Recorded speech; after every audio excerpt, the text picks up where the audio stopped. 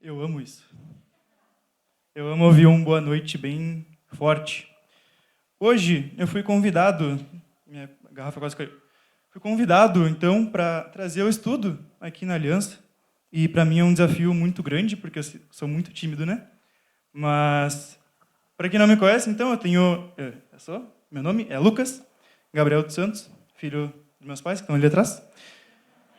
E, então, hoje eu fui convidado aqui para dar o estudo. Eu quero falar um pouco sobre a mulher samaritana. Mas esse vai ser um estudo um pouco diferente, porque é como Jesus lida com as pessoas. Então, infelizmente, não vou poder ler todo o texto, porque é um texto muito grande, tem 42 versículos, mas eu convido, então, vocês a abrirem em João 4, onde se encontra essa linda passagem. E talvez tu tenha chegado aqui cansado da semana, cansado da vida, assim. Talvez alguma coisa tenha acontecido e tu tenha chegado aqui talvez desmotivado. E esse texto, ele começa ali no versículo 1, a gente não vai ler agora, mas ele começa falando que Jesus chega ao poço ali e estava cansado também. Depois de uma viagem, ele chega e está cansado. E às vezes a gente sente culpa, a gente sente algum remorso, a gente sente sede. E a gente não sabe como nomear isso. Então, eu vou começar lendo versículo 1 e convido vocês a acompanhar comigo. Os fariseus ouviram falar que Jesus estava fazendo e batizando mais discípulos do que João, embora não fosse Jesus quem batizasse, mas os seus discípulos. Quando o Senhor ficou sabendo disso, saiu da Judéia e voltou uma vez mais a Galiléia. Versículo 4. Era-lhe necessário passar por Samaria. E essa parte, para mim, é muito especial. Porque era-lhe necessário. Jesus não precisava passar por ali. Havia 3 caminhos para Jesus chegar da Judéia para Galiléia. Mas o caminho por Samaria era o mais curto, porém o mais perigoso. Então a gente começa a pensar por que Jesus queria passar por Samaria. Existe uma coisa que a gente chama que é a agenda de Deus. Jesus precisava passar por ali. Ele tinha uma missão naquela cidade. Então, por que era necessário? Versículo 5 continua. Assim chegou a uma cidade de Samaria, chamada Sicar, perto das terras que Jacó dera a seu filho José. Havia ali um poço de Jacó. Jesus, cansado da viagem, sentou-se à beira do poço. Isso se deu por volta do meio-dia. Provavelmente estava muito calor, porque é um lugar muito quente. E Jesus estava cansado da viagem e decidiu dar um tempinho ali para descansar, para respirar um pouco. Versículo 7. Nisto veio uma mulher samaritana tirar água do poço e disse-lhe Jesus: dê-me um pouco de beber. Hoje, além de ver como Jesus lidava com as pessoas, a gente vai ver algumas estratégias de Jesus para poder alcançar o coração dessa mulher samaritana. É muito interessante perceber que essa mulher ela vai justo no pior horário de um dia para poder tirar água de um poço, porque estava quente, não tinha ninguém para ajudar ela, e existem relatos que o poço tinha 30 metros. Então é difícil, exige força para tirar a água de um poço de 30 metros, além do calor e tudo mais. Então, ela, uma mulher samaritana, a gente vai ver um pouco para frente, que ela já teve 5 maridos. Então, ela vivia uma vida reprovada pela lei. Então, ela ia no horário que não tinha ninguém lá, porque as pessoas não gostavam de estar perto dela. Então, Jesus pede para ela: dê-me um pouco de água. E a gente consegue ver aqui Jesus pedindo um favor para uma mulher samaritana. E é interessante a gente perceber, porque Jesus, um homem judeu, ele está falando com uma mulher, não tem nenhum problema falar com uma mulher, mas naquela ocasião, uma mulher que era impura, ela vivia no adultério, ela estava morando com uma pessoa que não era seu marido. E hoje em dia, muitas pessoas falam que não tem problema de morar com seu namorado, com seu amante, por aí vai. Mas Jesus reprova isso. Jesus está falando que isso não faz parte de andar com ele. Outra questão é que judeus e samaritanos tinham vários conflitos entre si. 700 anos antes dessa história, um imperador foi lá e levou o povo de Samaria. Só que para ele fazer uma brincadeirinha ali com o pessoal, ele levou outras pessoas. Ele pegou outros povos que eles roubaram e saquearam e levaram para Samaria. E nisso aconteceu uma mistura de raças. Então, um povo não era mais puro. Houve uma miscigenação de raças. Também, com as pessoas, veio a religião delas. E isso acabou que misturou as religiões e também já não havia pureza nessa parte. Então, aqui nesse momento da história, havia 700 anos de guerra, disputas, brigas entre os dois povos. Porque os judeus não reconheciam que era um povo puro. Era um povo que havia tido aquela mistura. Então, para um judeu estar falando com uma mulher samaritana era um grave problema para a época. Para a lei era um problema. E a gente pode dizer aqui que Jesus estava manchando a imagem dele por estar fazendo isso. Claro que isso não aconteceu, porque é uma história muito linda, né? Então, no versículo 8, ele vai falar que os discípulos tinham ido à cidade comprar comida. E essa é a cidade Sicar. E Sicar significa terra dos bêbados. E por os judeus não gostarem muito, então eles achavam que o pão de comer dos samaritanos era impuro, era ruim, era algo que eles não gostavam. E para ter noção, um judeu não tomava nem da mesma água de um samaritano, para ver o nível de separação, de guerras, disputas que eles tinham. Então, no versículo 9, ele vai continuar. A mulher samaritana lhe perguntou: como o Senhor, sendo judeu, pede a mim, uma samaritana, água de beber? Pois os judeus não se dão bem com os samaritanos. Então, foi o que eu acabei de falar. Os judeus e os samaritanos não viviam em comunhão. Era como se fosse, na Segunda Guerra, um alemão ver um estadunidense, um americano. Não ia dar certo, ia dar disputa, ia dar guerra. Versículo 10, Jesus lhe respondeu: se você conhecesse o dom de Deus e quem lhe está pedindo água, você lhe teria pedido e ele teria dado água da vida. Então, a gente já começa a perceber mais um método que Jesus vai pegar para ensinar essa mulher. Ele apresenta o poder de Deus, o dom supremo de Deus, que tem o poder de dar água da vida, a água viva que jorra e jorra. Então, disse a mulher, versículo 11, o Senhor não tem como tirar água do poço, e o poço é fundo. Onde pode conseguir essa água viva? Acaso o Senhor é maior do que nosso pai Jacó, que nos deu o poço do qual ele mesmo bebeu, bem como com seus filhos e seu gado?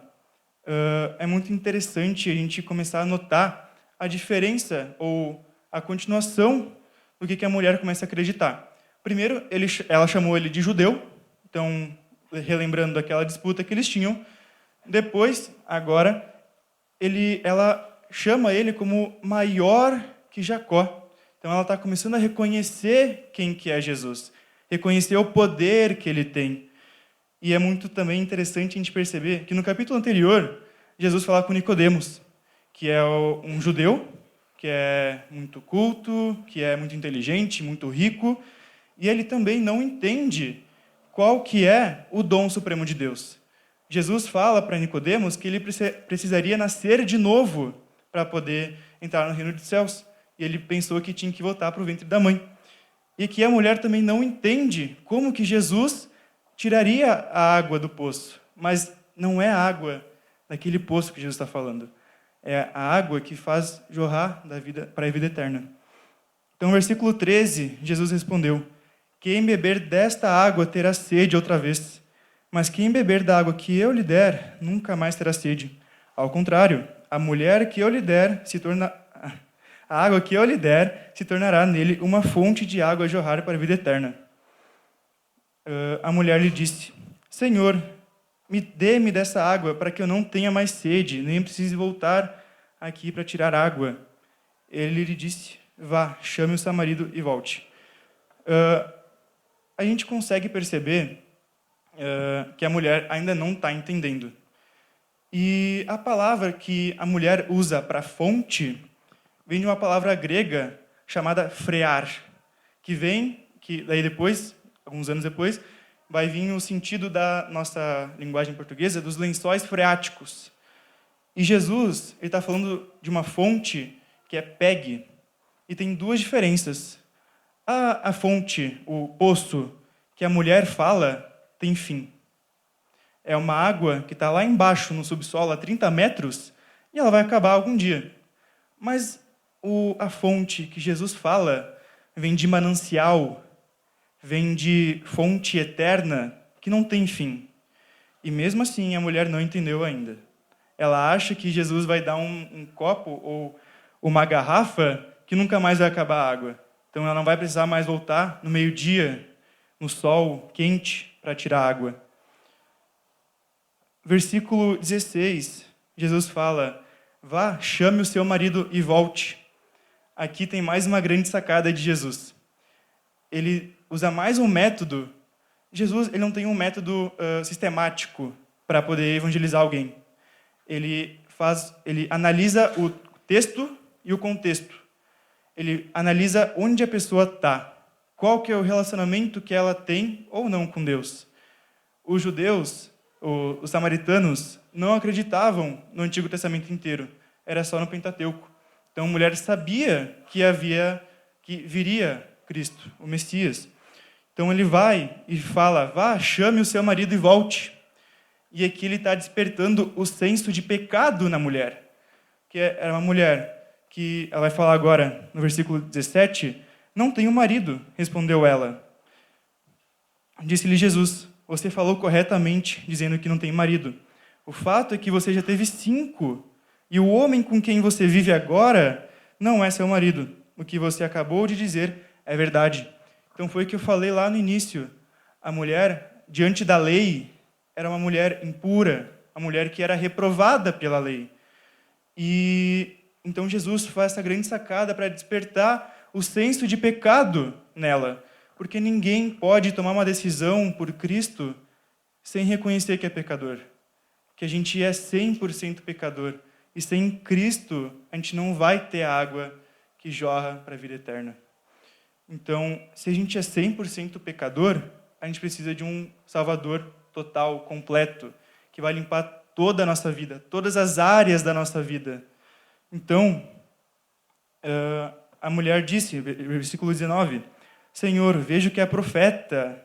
Nossos antepassados adoraram neste monte, mas vocês, judeus, dizem que Jerusalém é o lugar que se deve adorar.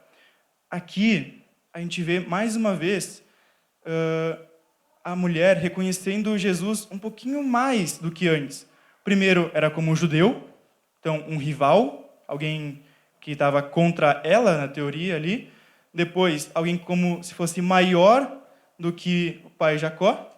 E agora como um profeta, porque, como eu falei, samaritanos reconheciam o Pentateuco apenas. Eles não reconheciam o resto. Em Deuteronômio, Moisés fala que haveria de vir um profeta, que seria o Messias. Então, a partir do momento que o diálogo ele vai tomando um rumo, tomando uma direção, a mulher começa a reconhecer o poder de Deus. Isso é um processo que a gente vai ter na nossa vida. Se Jesus chegasse ali e falasse: mulher, tu é pecadora, tu já teve 5 maridos, e eu sou o Messias, ela ia sair correndo e não ia querer saber quem que é o Cristo. Então a gente consegue ver o método que Jesus tem para poder alcançar essa vida. Então, primeiro, ele pede um favor para ela: dá-me de beber. Eu estava cansado, estava com sede. Depois, ele vai e fala do dom de Deus, da água que jorra, a água que jorra, água viva. E agora, ela reconhece como profeta. Versículo 21, Jesus declarou: Creia em mim, mulher. Está próxima a hora em que vocês não adorarão o Pai, nem neste monte, nem em Jerusalém. Vocês, samaritanos, adoram o que não conhecem. Nós adoramos o que conhecemos, pois a salvação vem dos judeus. No entanto, está chegando a hora, e de fato já chegou, em que os verdadeiros adoradores adorarão o Pai em espírito e em verdade. São estes os adoradores que o Pai procura. Deus é espírito, e é necessário que os seus adoradores o adorem em espírito e em verdade. Eu fico muito feliz em ouvir essa parte. Jesus está à beira do poço, sozinho, porque os discípulos tinham ido até Sicar, a cidade que tinha ali perto. Ele está sozinho com uma mulher samaritana e ele apresenta para ela o maior valor de adoração que a gente tem na Bíblia, o maior significado de adoração. Anteriormente, no capítulo 3, Jesus fala a miniatura da Bíblia para Nicodemos, que é João 3,16, que eu vou ler aqui, que vai falar o seguinte: porque Deus amou tanto o mundo que deu seu Filho unigênito, para que todo aquele que nele crer não pereça, mas tenha vida eterna. Então a gente consegue ver nessas duas histórias, de Nicodemos e da mulher samaritana, que ele apresenta dois valores importantíssimos de louvor e adoração, e a miniatura da Bíblia, que Jesus veio para a terra para nos salvar do meu pecado, do teu pecado. Sem isso, a gente não é nada, a gente tem um vazio dentro de nós. A gente vai para o poço, buscar uma água que vai saciar nossa sede por 5 minutos, em vez de procurar a água que vai saciar nossa vida espiritual, nossa vida com Deus. E é muito lindo esse texto, esse trecho que a gente tem aqui. Continuando, disse a mulher, versículo 25, eu sei que o Messias, chamado Cristo, está por vir. Quando ele vier, explicará tudo para nós. Então Jesus declarou: eu sou o Messias, eu que estou falando com você. Aqui Jesus se declara e fala que eu sou o Messias, creia em mim, eu que estou falando com você. E às vezes a gente está na nossa pausa do almoço, a gente está cansado, talvez com sede, a gente está sem foco, às vezes a gente está desmotivados e não sabe mais o que fazer. Então Jesus vai lá e fala alguma coisa para a gente. Então, o que Jesus tem falado para a gente? Jesus chegou para essa mulher e despertou o senso de pecado nela. Qual que é o pecado que Jesus tem falado para ti agora? Quando Jesus fala ali, eu sou, em outras versões, e aqui também ele fala, eu sou o Messias, a gente consegue perceber que João usa muito esse termo, eu sou, porque Jesus simplesmente ele é, desde o princípio. No capítulo 1 ele vai falar isso também. Então, ele é muito, muito impressionante a gente ver o que Jesus tem falado para essa mulher. Então, Jesus se mostra claramente, ele fala que ele é o Cristo para quem mais precisa, para quem está mais necessitado. E às vezes a gente pensa que a gente só precisa falar de Jesus para aquela pessoa que está no fundo do poço, que está... foi sem querer, mas enfim. Que está desmotivada, que não sabe mais o que fazer. Mas Jesus também fala no capítulo 3 para um homem rico, um homem que tinha tudo. E ele fala para uma mulher samaritana, pobre, provavelmente. Então, o evangelho não é só para os ricos ou para os pobres, é para todos. É para todo mundo que tem sede, que precisa conhecer Jesus, que precisa mudar tudo na tua vida que não condiz com a Bíblia. Então, versículo 27, a gente continua lendo. Naquele momento, seus discípulos voltaram e ficaram surpresos ao encontrá-lo conversando com uma mulher. Mas ninguém perguntou: o que queres saber? Ou por que está conversando com ela? Aqui, provavelmente, os discípulos ficaram em choque, ficaram perplexos com o que estava acontecendo. Que não era normal um judeu conversar com uma samaritana, ou algum samaritano. Então, provavelmente, a expressão que eles fizeram, provavelmente Jesus viu e talvez tenha ficado triste com isso. Porque o evangelho não está restrito a só judeus ou só samaritanos, é para todo mundo. Versículo 28, ou o finalzinho do 27 ali, ele fala ali, mas ninguém perguntou quem que quer saber, ou quem que é essa mulher. A gente não precisa ficar sabendo quem que é a pessoa para poder evangelizar ela, para poder falar o que Cristo fez na minha vida, ou na tua vida. Versículo 28, agora. Deixando o seu cântaro, a mulher voltou à cidade e disse ao povo: venham ver um homem que me disse tudo o que tenho feito. Será que não é o Cristo? Então saíram da cidade e foram onde ele estava. Aqui a gente já percebe que já não é um profeta, ou um judeu, ou alguém que é maior do que Jacó. Agora é o Cristo. É o Messias que vem para limpar nossos pecados. Aquele que morreu na cruz, ou que iria morrer na cruz, para poder salvar nossos pecados, para poder limpar nossos pecados. Então já não é mais um judeuzinho que tinha problemas culturais com os samaritanos. É o Cristo. Então, versículo 31. Enquanto isso, os discípulos insistiam com ele: mestre, mestre, come alguma coisa. E ele disse: tenho algo para comer que vocês não conhecem. Então seus discípulos disseram uns aos outros: será que ele trouxe alguma coisa? Alguma comida?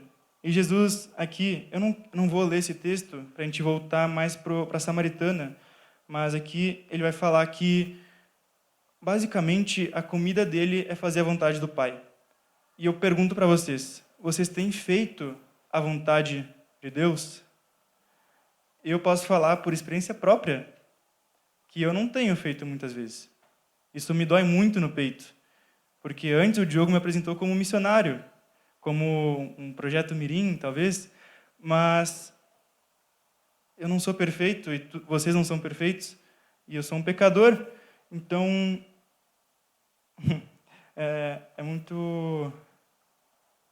eu fico muito pensativo com isso, porque se eu não tenho feito a vontade do Pai, eu não tenho sido um representante de Cristo na Terra. Eu tenho sido falho. Isso me deixa triste, porque eu não consigo ser perfeito como Jesus foi. Esse é meu objetivo. Nosso objetivo como cristãos é ser igual ao Pai, é ser como Jesus é andar como Jesus andou. Só que a gente não consegue alcançar isso. Então, pulando para o final, versículo 39, muitos samaritanos daquela cidade creram nele por causa do seguinte testemunho dado à mulher: ele me disse tudo o que tenho feito.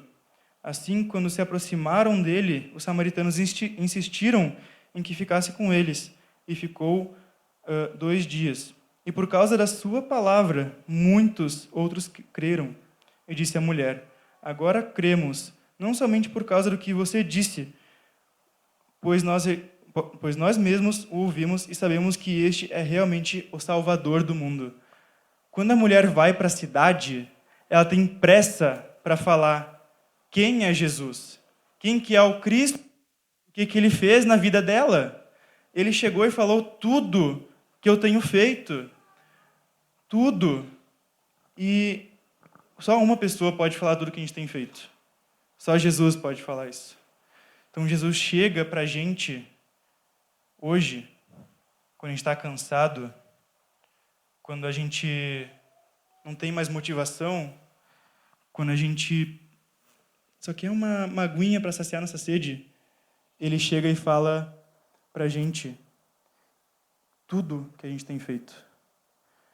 E talvez a gente não consiga reconhecer tão facilmente qual que é a vontade do Pai, ou como que a gente consegue essa água que vai saciar nossa sede, de fato. Essa água que a gente não vai precisar voltar mais uma vez naquela fonte, naquele poço para buscar água.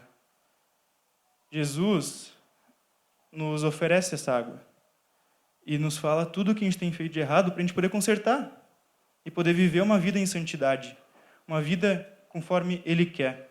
Então a mulher foi para o poço buscar água, mas ela voltou com vida.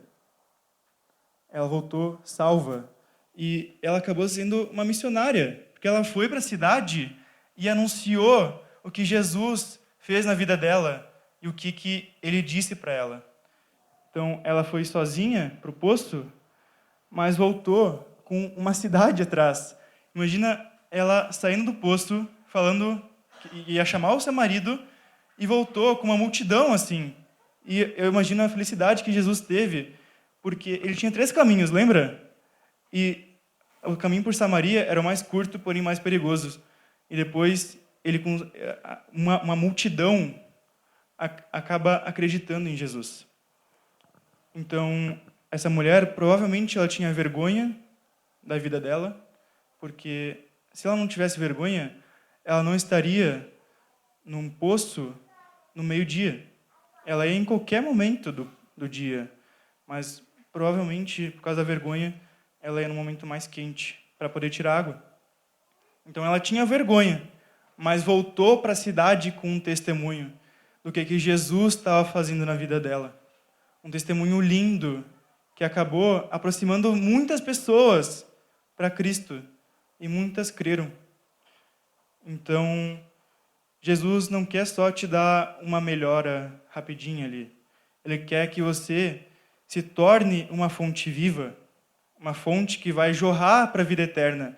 Ele pega como se fosse um jarro e transborda a nossa vida e vai botando até transbordar e a gente consiga atingir as pessoas que têm ao nosso redor, no nosso trabalho, na nossa faculdade, no mercado, no ônibus.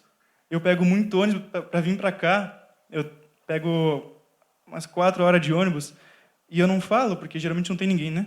Mas a gente precisa começar a falar do que Jesus fez na nossa vida e que ele continua fazendo, porque a mulher teve pressa para falar disso. E muitas vezes a gente entra no comodismo, a gente entra na rotina e não anuncia o que Jesus fez na nossa vida. E não é isso que ele está pedindo. Ele está pedindo para que a gente transborde, uma vez que a gente recebeu essa água da vida eterna.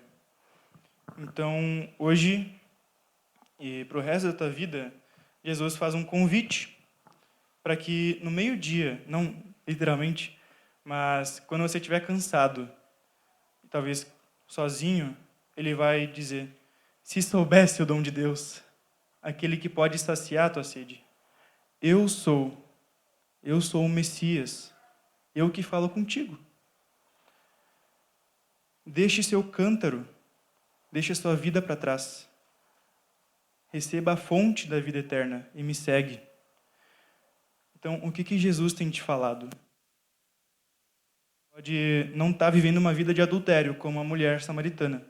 Mas o que Jesus tem te falado para tu fazer hoje, ou amanhã, ou para o resto da tua vida? Se hoje na rua, quando está cansado, o que ele te falaria para largar? Talvez um costume errado, algum pecado de estimação, consegue largar ou abandonar.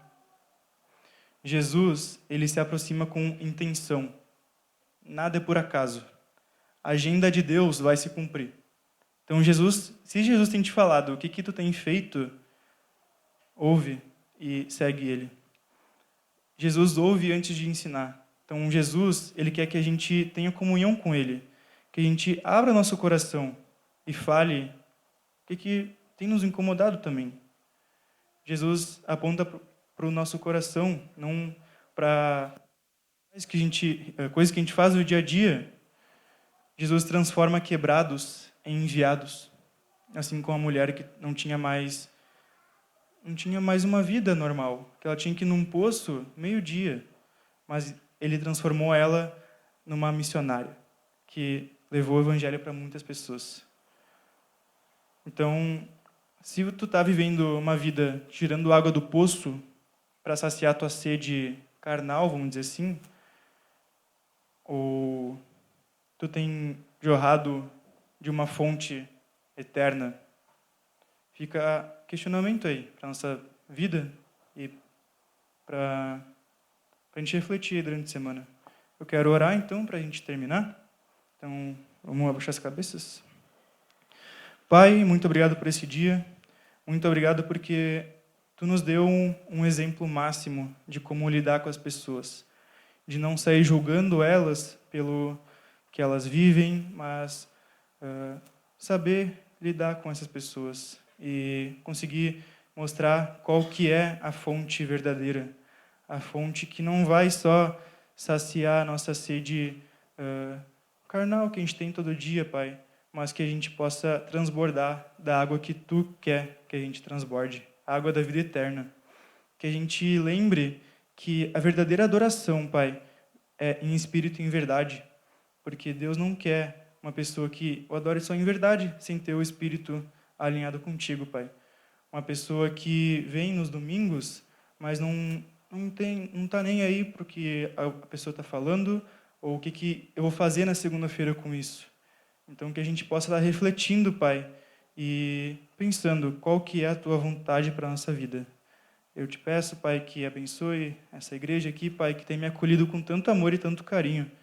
E nos ajude, Pai, a enviar e anunciar o evangelho que Tu tem para as pessoas com pressa. Porque já chegou a hora que... Tem chegado a hora e já chegou que os adoradores adorarão o Pai em espírito e em verdade. E a gente precisa espalhar isso. A gente precisa anunciar com pressa o evangelho, Pai. É isso que eu te peço, em nome de Jesus. Amém.